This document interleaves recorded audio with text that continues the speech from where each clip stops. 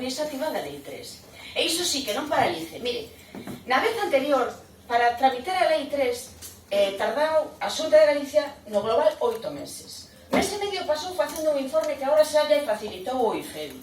Os 3 meses de mandarlle a un departamento en concreto da Xunta de Galicia, a Dirección Xeral de Patrimonio, ese proxecto, lle pediu ao Concello que dixera se había algunhas ruínas que foran de interese. O Concello día seguinte respondeu.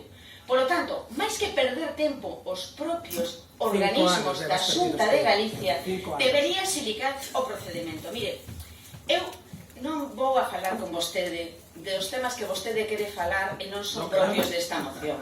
Só lle direi que a Xunta de Galicia tivo que facer unha ordenación provisional e unha lei denominada Vigo para intentar paliar os efectos de non permitir ao Concello de Vigo utilizar a vía Parejo para recuperar o plan do 2008. Por lo tanto, vostede sabe perfectamente que a paralización do urbanismo galego fixo a Xunta e despois quiso apuntarse un mérito. Agora ben, se o Concello de Vigo, que ten xa, como vostede sabe, 25 millóns de metros cuadrados activos da ordenación provisional, tramita lentamente, como lle chama vostede a tardar 10 anos para facer un centro de saúde en Bouzos?